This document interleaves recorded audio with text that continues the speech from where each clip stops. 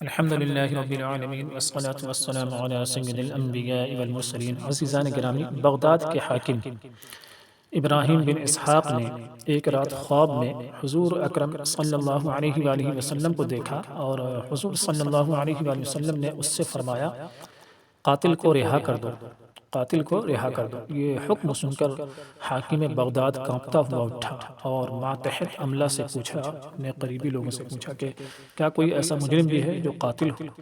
انہوں نے بتایا کہ ہاں، ایک ایسا شخص بھی ہے جس پر الزام قتل ہے، قتل کا الزام ہے۔ حاکم بغداد نے کہا، اسے میرے سامنے لاؤ۔ چنانچہ اسے لایا گیا۔ حاکم بغداد نے پوچھا کہ سچ سچ بتاؤ، واقعہ کیا ہے؟ اس نے کہا، سچ کہوں گا، جھوٹ ہرگز نہ بولوں گا۔ بات یہ ہوئی کہ ہم چند آدمی مل کر عیاشی و بدماشی کیا کرتے تھے۔ ایک بوڑھی عورت کو ہم نے مقرر کر رکھا تھا جو ہر رات کسی بہانے سے کوئی نہ کوئی عورت لے آتی تھی۔ ایک رات وہ ایک ایسی عورت کو لائی جس نے میری دنیا میں انقلاب برپا کر دیا۔ بات یہ ہوئی کہ وہ نووارد عورت جب ہمارے سامنے آئی تو چیخ مار کر اور بے ہوش ہو کر گر گئی۔ جب ہمارے سامنے آئی تو چیخ مار کر اور بے ہوش ہو کر گر گئی۔ میں نے اسے اٹھا کر ایک دوسرے کمرے میں لا کر اسے ہوش میں لانے کی کوشش کی، اور جب وہ ہوش میں آ گئی تو اس سے چیخنے اور بے ہوش ہونے کی وجہ پوچھی۔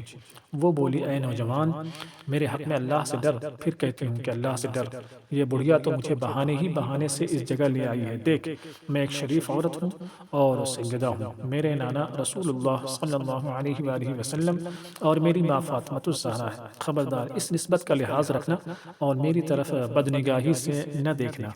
میں نے جب اس پاک عورت سے جو سیدہ تھی یہ بات سنی تو لرز گیا، اور اپنے دوستوں کے پاس آ کر انہیں حقیقت حال سے آگاہ کیا اور کہا کہ اگر عاقبت کی خیر چاہتے ہو تو اس مکرمہ و معظمہ خاتون کی بے ادبی نہ ہونے پائے۔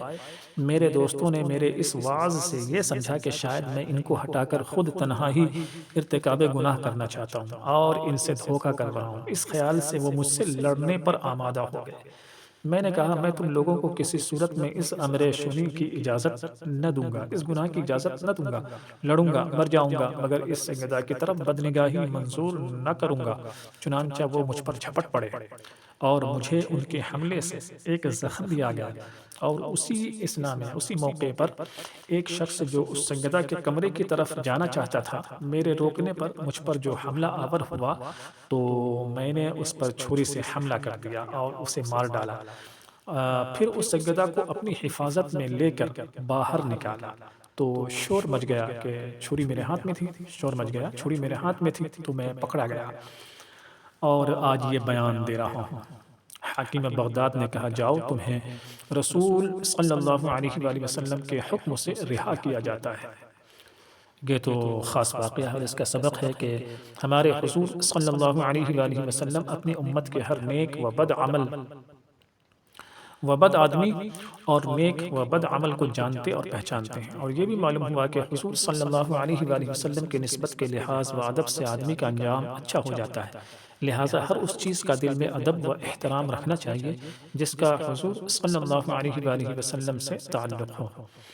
اور ایک دوسرا واقعہ ہے کہ ابن مرزوق بیان کرتے ہیں کہ جزیرہ سقر کے ایک مسلمان کو دشمنوں نے قید کر لیا اور اس کے ہاتھ پاؤں لوہے کی زنجیروں سے باندھ کر قید خانہ میں ڈال دیا۔ اس مسلمان نے حضور صلی اللہ علیہ وآلہ وسلم کا نام لے کر فریاد کی اور زور سے کہنے لگا، یا رسول اللہ، یا رسول اللہ۔